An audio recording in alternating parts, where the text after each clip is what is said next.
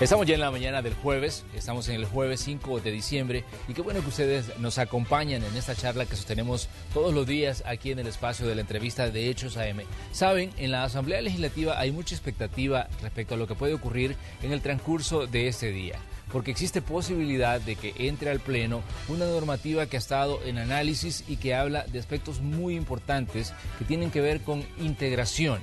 Esto ha estado en estudio en la Comisión de Juventud y Deporte y nosotros le hemos estado dando seguimiento. Seguramente ustedes, como yo, están interesados en conocer de qué va esta ley de integración y cómo puede, digamos, cambiar o afectar la vida de los salvadoreños. Tenemos con nosotros, aquí en el estudio de Hechos AM, a uno de sus promotores, alguien a quien ya conocemos porque ha hecho mucho trabajo con jóvenes y a quien hemos visto en diferentes momentos de los últimos años en la vida del país. Nos referimos a Alejandro Goodman, el representante de la Fundación Forever. Alejandro, buenos días, un gusto saludarle en esta mañana. Buen día, Manuel, muy amable por la invitación y muy contento de verlo nuevamente. Si hablamos del proyecto de ley de integración, Alejandro, ¿qué le decimos al ciudadano que nos está escuchando esta mañana o que nos está viendo y que de pronto dice, pero ¿de qué va la ley? ¿De qué estamos hablando con una ley de integración? ¿Por qué es importante para El Salvador? Bueno, para hablar de integración hay que primero tratar de encontrar las causas y tener una mirada profunda acerca de cómo se vive en el país como producto de la desintegración social que ha venido llevándose a cabo en el día a día y que lleva décadas. La integración es una problemática sumamente compleja y justamente por eso, porque va en dirección transversal de todos los sectores de la sociedad. Nadie está fuera de la sociedad, aunque a veces parezca, tanto de un lado como del otro. Entonces, toda esta problemática de posicionarla en el primer plano de la vida social, cultural, política y económica en el país reviste un carácter trascendental para el día a día del ciudadano, para las instituciones y para el desarrollo del país. Básicamente, si tuviéramos que hablar de algo central, nodal en toda esta ley del Sistema Nacional de la Cultura de la Integración, tendríamos que hablar de articular, de cómo proponer un nuevo sistema, una nueva construcción social para articular las relaciones, los accesos entre lo público, lo privado, entre las personas de uno y otro ámbito, entre las instituciones de uno y otro ámbito, en cómo construir todo ese tipo de relaciones de manera distinta, pero para que haya una transformación real, aprovechando los recursos que existen en el país muchísimo mejor, no solo de los jóvenes, sino también de los abuelos, de las empresas, de las escuelas, de las universidades, de los medios de comunicación, de toda la sociedad, de los padres, y a través de ideas, de programas, de procesos, de algún modo ir generando, ir construyendo, de modo bastante especial esta integración, para ir generando una energía social que es la única capaz, esa energía, es la única que tiene esa fuerza capaz de modificar las realidades. En contraposición a programas aislados, a que no encuentran esa fuerza como para transformar, porque puede usted hacer algún programa aislado que beneficie a alguien sin dudas, pero por ahí se van un montón de recursos y como consecuencia hay posible cambio de alguien en un programa aislado, pero todo lo demás sigue igual y entonces es uno contra el mundo y así no se puede construir.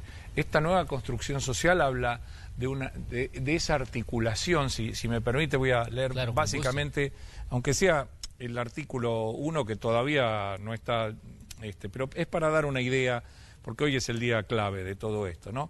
Pero básicamente habla de que la presente ley tiene por objeto establecer el marco jurídico para implementar una cultura de integración social que cree y promueva una activa y permanente articulación y participación de las entidades de la administración pública y actores del sector privado.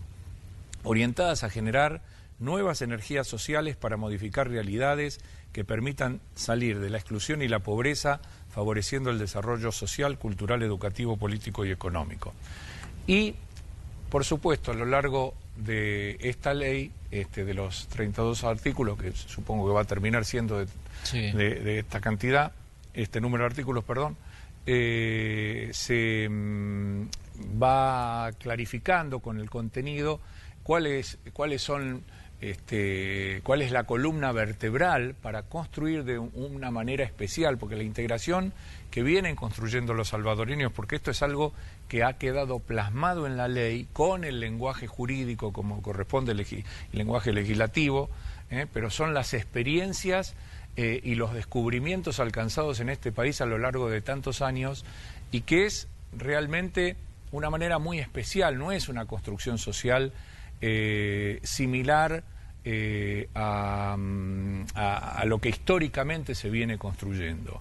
Entonces requiere de una comprensión y de un enamoramiento y de un compromiso de todos los actores y de un conocimiento de todos los actores, tanto de las comunidades como de las instituciones que mencionaba, a nivel privado, público, y más que ser coercitiva, si se quiere, invita, promueve, intenta generar ese camino por donde transitar para realmente encontrar una sociedad muy, muy distinta, una sociedad construida por los propios ciudadanos del país, en donde quizás el mayor valor que tiene esta cultura de la integración es que es el mejor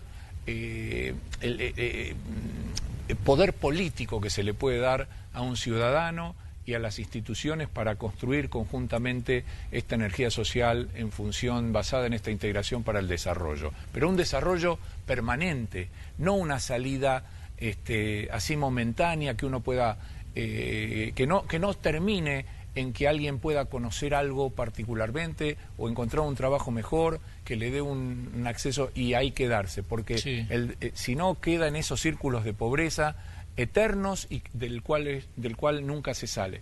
Esto lo que apunta esta ley es a una construcción distinta para realmente encontrar salidas de pobreza.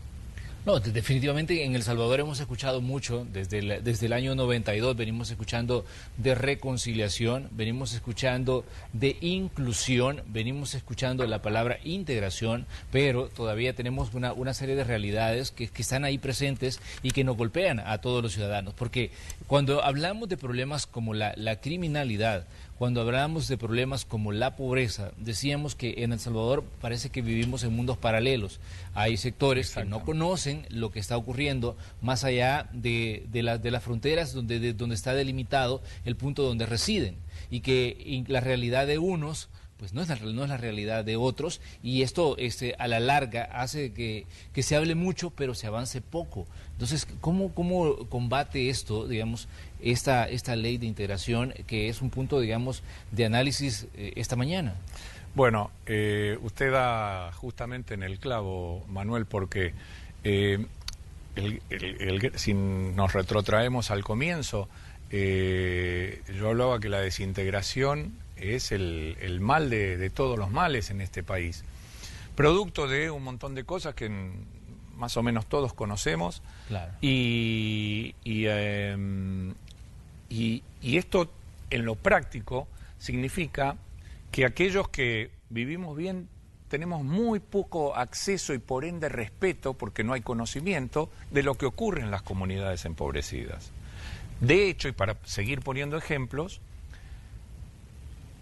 es momento de posicionar o de reposicionar a los jóvenes que viven en las comunidades empobrecidas, y en lugar de verlos como potenciales pandilleros, verlos como recursos maravillosos para el desarrollo propio y del país. En lugar de ver a los abuelos como casi muertos y olvidados, reposicionarlos como recursos maravillosos para ellos mismos y para el país, a partir de capacitaciones y una cantidad de proyectos que ya comienzan el día de hoy. Esto no se trata ni de jóvenes ni de educación solamente, se trata de toda la sociedad. Pero nuestra intención, y en este articulado, lo que favorece, lo que promueve, lo que la firme intención de esta ley es articular estas relaciones, estos accesos que están vedados o muy mal conformados, para que los que viven más o menos bien, instituciones que y personas que viven en el mundo que está más o menos bien y que hay una cierta facilidad para desarrollarse, se comprometan, conozcan, disfruten, se enriquezcan conociendo en las comunidades a quienes allí viven, y quienes aquí viven en las comunidades hagan lo mismo, que estos puentes se vuelvan naturales y permanentes, que haya accesos distintos entre universidades y escuelas, entre empresas y comunidades, entre los medios y la gente de las comunidades, que se pueda enriquecer la ciudadanía toda a partir de un verdadero conocimiento y respeto en esas relaciones. Hay una cantidad de proyectos y de actividades y de ideas que están, porque esto no se construye de cualquier manera, no es una suma de actividades que van a promover esa integración, no es así. Porque desgraciadamente así hemos construido y así se van los recursos, porque hay que tener un sentido, hay que entender esta integración, de qué se trata, cómo hacerla, cómo construirla, amarla y participar, porque cada uno lo que está haciendo en esto es construir su propia vida, su propio futuro y su propio país, el de su familia, de sus instituciones. Esto es lo valioso de esta ley. Yo le diría que es uno de los elementos jurídicos más importantes que va a tener el país si es que lo terminan abrazando y enamorándose. Esta es una construcción que los salvadoreños vienen haciendo hace muchos años. No es vamos a ver qué pasa. Si quieren abrazarla a nivel, porque esta fue la gran lucha, el descubrimiento, el aprender cada día, el seguir descubriendo, el seguir luchando para romper esos embudos, esas grandes barreras, es tarea de todos. Es tarea de todos. Esto tiene que abrazarlo desde el ciudadano que se siente más aislado y más olvidado en el campo, hasta el presidente de la nación. No hay nadie que deba quedar afuera de esta construcción de integración. Cuando se habla de personas olvidadas y personas que están ahí, tal vez sintonizándonos en algún punto del territorio nacional, se me viene a la mente una palabra que lastimosamente es muy fuerte todavía en El Salvador: la indiferencia. Porque si yo vivo en un sector donde mis servicios básicos están a la orden del día, donde cuento pues con las comodidades que necesito para desarrollar mis actividades diarias, tal vez a nivel material, y si tengo, digamos, una vida que se podría decir plena, parece que no me importa lo que está pasando allá en la zona rural, en la zona más alejada, en Chalatenango, en La Unión, en Santa Rosa de Lima, o en Aguachapán, en otro sector de Occidente. Parece que estuviéramos en condiciones y en mundos totalmente distintos. Entonces, ¿por qué? El punto es cómo combatir ese punto de indiferencia entre quienes tenemos y quienes no tienen, y entre quienes podemos ayudar y quienes están buscando una oportunidad. Bueno, usted vuelve a dar en el clavo de algo fundamental y me da pie para valorar más toda esta temática de la ley. Hoy vivimos como consecuencia de la historia propia salvadoreña y dentro de la cultura mundial, que hace que cada uno se preocupe cada vez más por sí mismo y por alguno que otro que quiera. Estamos todo el día mirando y preocupados por nosotros mismos, y todo promueve el enaltecimiento personal. La cultura, en todos sus diversos aspectos, promueve eso, etcétera, etcétera. Justamente lo que usted marca, el olvido, la indiferencia, hace que sea imposible combatir el verdadero desarrollo personal, social, cultural, de las comunidades, del país todo, si continuamos promoviendo programas que son aislados. Porque usted puede promover el mejor conocimiento, en general técnico, salidas muy cortas, muy aisladas, y esa persona se va a encontrar luego de haberlo recibido, ese curso, o esa obra que se haya hecho, pintado una escuela, hecho una cancha, etcétera, etcétera, se va a encontrar con la realidad del mundo, de su mundo, y del mundo un poquito más ajeno, que sigue exactamente igual. Entonces esa persona, sea un joven, sea un adulto mayor, sea un abuelo, sea quien sea, no tiene la fuerza y la energía para luchar contra todo el sistema.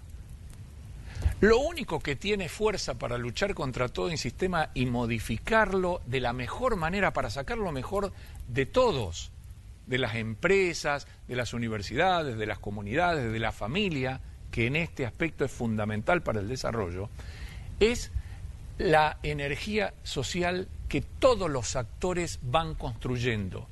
Esa energía tiene una fuerza tal, el joven, la familia, la escuela, la comunidad, la universidad, la empresa, se va generando a través de toda esta construcción una energía tal que es capaz de modificar esas realidades. Hay una universidad nueva que empieza con una formación distinta, hay una escuela motivada, empiezan las comunidades a revitalizarse en serio. Las comunidades no pueden revitalizarse porque usted ponga una cancha de fútbol, una biblioteca o un curso. Hay que conocer eso. Hace 20 años que estamos en esto. Casi 20 años. Hay que conocer, hay que caminarlas para darse cuenta que si bien tienen las mejores intenciones, sean las políticas que haga un partido, el otro, el presidente, cualquiera sea, no estoy hablando de hoy, estoy hablando de un marco que va mucho más allá. Si no rompemos, si no entendemos con una manera de hacer y no entendemos de qué se trata y lo que cuesta cambiar esta situación, entonces vamos a estar muy perdidos.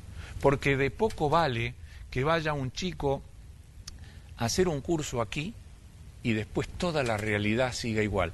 Tal vez algunos de estos chicos puedan seguir su rumbo.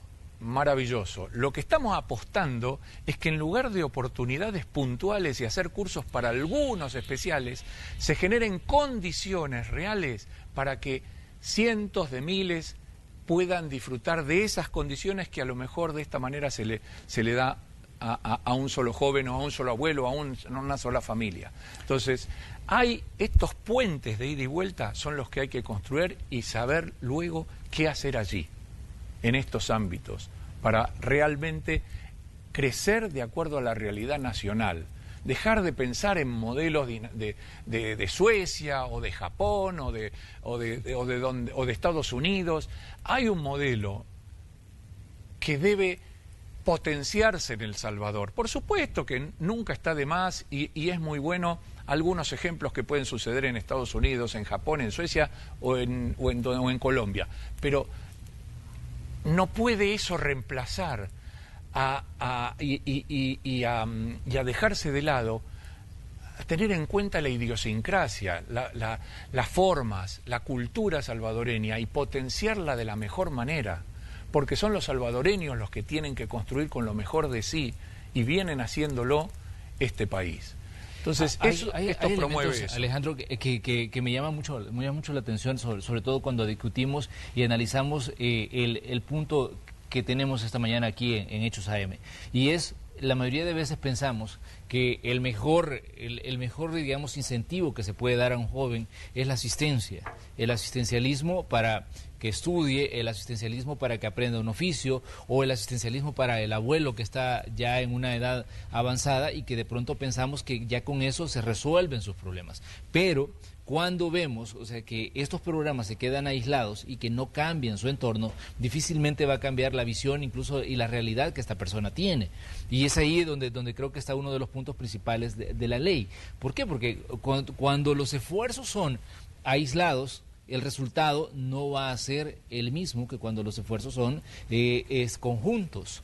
Y es una realidad que a veces resulta un tanto complicado de entender, porque en El Salvador se piensa a veces que si usted es padre y usted le da a su hijo comida, techo, escuela, usted ya lo tiene resuelto el problema. Pero si no le da la fuerza para que este joven pueda enfrentar la realidad que está tras la puerta o que sigue después de la puerta de su casa, difícilmente va a poder enfrentar, digamos, la vida con lo que viene. Ese es un punto importante. ¿Por qué? Porque decimos, aquí se habla mucho de que es necesario ayudar, pero también es necesario ayudar a entender ese entorno en el que nos vamos a desenvolver en determinado momento. Y creo que es ahí donde va uno de los aspectos principales de esta ley, que, como decíamos con Alejandro, lo hemos conversado en diversos momentos, que nos ha visitado aquí en Hechos AM, y a veces resulta un poco complicado entender, digamos, el punto central de una normativa como la que esperemos entre hoy en el Pleno de la Asamblea Legislativa y que se sienten las bases, por lo menos para lo que usted nos está planteando, Alejandro. Así es, Manuel. Asistencialismo a quien lo necesita, pobreza extrema. Usted necesita apoyar que la gente tenga para comer, salud, esas cosas urgentes. Sí, asistencialismo. Hay que cubrir esas necesidades, esas prioridades básicas, mínimas, sí o sí. El Estado tiene que hacerlo. Creo que eso en todos los países del mundo hay una idea ya aceptada, una forma de... No en todo se practica, pero por lo menos intelectualmente ha sido aceptado. Pero de ahí al desarrollo hay un larguísimo camino, y como no se le da demasiada importancia ni intelectualmente ni en la práctica, como políticas sociales, a toda esta problemática de la desintegración, de la pobreza y de cómo integrar un país. Entonces se suele sacar las ideas más rápidas, las ideas y cómo se arma de la manera más fácil para no complicarse uno la vida, medidas a veces populistas que pueden ocurrir en un lado, en el otro, etcétera, etcétera. Entonces, de esa manera, cuando uno entra a las comunidades, hay que hacer un simple ejercicio en esto. Cuando uno entra a las comunidades y ve tanta desolación, tanta necesidad, pero también se da cuenta que cuando uno empieza a ver más, hay tantas cosas para reverdecer y florecer como merece, y se da cuenta cómo hace para que esto cambie, cómo hace para que las comunidades de allí, las del sur, las del norte, ¿cómo se hace? No se puede seguir haciendo, porque entonces lo que va, de la misma manera, porque entonces va a poner un poco de agua aquí va a poner una escuela mejor preparada, allí va a poner una biblioteca, en el otro lado va a poner una cancha de fútbol. Pero así no se puede alcanzar el desarrollo. Los recursos así no alcanzan. Pero además de no alcanzar, no desarrollan. Están bien esas cosas. Nadie podría decir poner una cancha de fútbol, una biblioteca o este tipo de cosas está mal. No, lo que hay que hacer es potenciar esos recursos y allí están todos. Están los gobiernos, las municipalidades, las organizaciones internacionales, la sociedad. Las organizaciones internacionales, un llamado nuevamente. Están muy preocupados por la transparencia, que es un aspecto importante de la eficiencia. Sin transparencia es muy difícil construir algo, pero sin eficiencia, no de sus propios programas inventados y creados, eficiencia en el campo, en el impacto, en la modificación de la realidad, en la construcción de estos puentes, en los accesos, en el desarrollo de unos y otros, en un país distinto, no en lo que se presenta en la palabra con bombos y platillos. Es hora que también las organizaciones internacionales tengan gestos de humildad, tengan gestos de entereza, como para que sus recursos tan importantes, tan valiosos, tengan el impacto que aquellos que les dieron la responsabilidad de manejarlos se puedan sentir el día de mañana complacidos, satisfechos, porque se está construyendo un país mejor.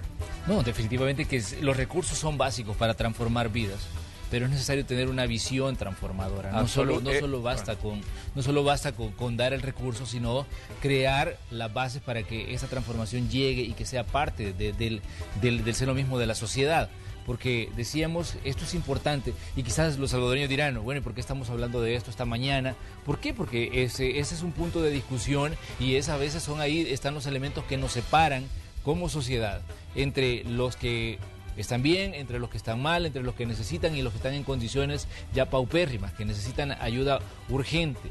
Entonces ese es un punto importante en el que se busca crear esa coerción entre todos los que formamos al final El Salvador, porque El Salvador no es ni el que tiene mucho ni el que tiene poco, somos todos al final, y eso quizás uno de los puntos que a veces resulta un tanto complicado entender, pero a mí me parece bonito, Alejandro, que hablemos de esto. ¿Por qué? Porque creo que es ahí donde vamos a entender también parte de las realidades que tenemos hoy, las situaciones que nos han afectado y que nos afectan como sociedad. Absolutamente, Manuel, y solo agregarle, los que están bien no están tan bien. Les falta reconocer al otro 60-70% del país, que es maravilloso también. No se puede estar bien sin haber abrazado a la otra parte del pueblo. No se puede estar bien sin reconocer a esos jóvenes, a esos abuelos, a esos vecinos, a esos maestros, a esos directores, a esos profesionales, a esos trabajadores. Y tampoco pueden estar bien aquellos que viven en las comunidades sin conocer a esos empleados de las instituciones, a esas empresas, a esos museos. Esta ley lo que promueve de algún modo es que no debe quedar ningún joven, ningún abuelo, mucho más que eso, sin la posibilidad de conocer una universidad o una escuela técnica, un museo, una empresa, sin haber participado, sin haberse abrazado y enriquecido mutuamente. Yo, si me permite, porque creo que estamos terminando, ¿no, Manuel? Claro, sí. Quisiera decir dos cositas. Primero, agradecerle profundamente a la Asamblea por este trabajo enorme que han venido haciendo cada uno de los partidos, las fracciones que vienen apoyando y trabajando en las comisiones técnicas, a los asesores técnicos que han trabajado a destajo sábado y domingo, un esfuerzo enorme desde hace por lo menos un año. En todo esto, y el cariño y el esfuerzo, a pesar de las divergencias, pero han tenido una madurez y la siguen teniendo para discutir toda esta temática con una enorme sensibilidad social.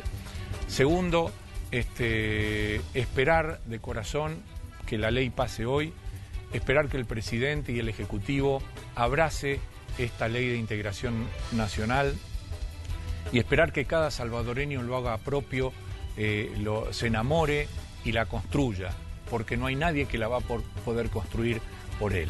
Y al mismo tiempo hacer una invitación: mañana tendremos el lanzamiento en la primera municipalidad de este proyecto. Se llama el programa Integrando Soyapango, a las 9:30 de la mañana. Ahí en la Casa de la Integración en Soyapango se van a dar cita una cantidad de personalidades. Va a estar obviamente el alcalde, hay un convenio con el alcalde Juan Pablo Álvarez. Ojalá que sea la primera de muchísimas municipalidades más que se vayan sumando. Vamos a anunciar 7 programas, vienen invitados especiales esta tarde a hacer el aguante, como se dice, y apoyar en la asamblea a Carlos El Pibe Valderrama y Andrés Cantor. Mañana van a estar allí, va a haber una canción de la integración preciosa que va a cantar también El Pibe y Andrés, así que muy contento, muy agradecido también a usted, Manuel, y disculpe que a lo mejor me pasé unos segundos. No, definitivamente no, los agradecidos somos nosotros, porque necesitamos mensajes como el que ustedes tienen en la Fundación Forever, Alejandro. Necesitamos mensajes que nos den, digamos, el sentido a veces en el día a día, porque vivimos agobiados por una o por otra cosa, y es necesario que hablemos de qué somos como sociedad y qué es lo que queremos para el futuro. Realmente el mensaje es muy bueno, y le agradecemos a Alejandro Gutman de la Fundación Forever que venga a conversar con nosotros, que tome parte de su tiempo para acompañarnos aquí en este espacio, porque creo que los medios también necesitamos tener ese compromiso y que hablemos no solo de la realidad del día a día, sino de situaciones que son un poco más profundas y que pueden ayudar a transformar esas situaciones que a veces no nos gustan en un país como El Salvador. Situaciones que tienen que ver con la indiferencia, decíamos, con la pobreza, con la criminalidad. Todo esto puede cambiar, pero es necesario que todos entendamos la visión y que sea una visión conjunta de futuro. Yo le agradezco, Manuel, al canal y lo felicito por su sabiduría y por su lectura de la realidad, que siempre, no digo que me sorprende, pero a veces hasta me siento que mi presencia es innecesaria porque usted lo explica muy bien. Así que no son palabras que yo suelo tirar así porque sí, pero me parece que usted es merecedor que por lo menos públicamente, y no soy amigo suyo ni nada, usted sabe que acá nadie puede pensar, así que lo felicito de corazón. Muchas gracias. Alejandro Goodman, de la Fundación Forever, hablando de un proyecto que decíamos va a entrar, esperemos que entre hoy en la Asamblea Legislativa, la ley de integración, y que, bueno, el articulado, ya decíamos un articulado que se menciona podría alcanzar los 32 puntos, que sea discutido y que sea analizado y que sea aprobado, y que al final pues se tenga el resultado del que Alejandro nos ha estado hablando esta mañana aquí en el espacio de la entrevista. Gracias, Alejandro, por estar aquí. La mejor de las suertes, suerte en su evento también en el municipio de Soyapango. Esperemos que tengan una participación impresionante de este municipio populoso, de este municipio tan productivo como es Soyapango, y también que las personalidades pues también pongan su visión respecto a lo que usted está queriendo lograr. Gracias por estar aquí. Gracias, Manuel. Vamos nosotros a una pausa. Cuando regresemos vamos a hablar de otro tema que está en las agendas en estos días. Hablamos del salario mínimo. ¿De qué vamos a hablar? Se está analizando, decíamos, un posible incremento al salario mínimo. Vamos a tener a representantes acá de organizaciones que promueven esto. Así es que les pedimos a ustedes que se queden con nosotros. Vamos a regresar enseguida.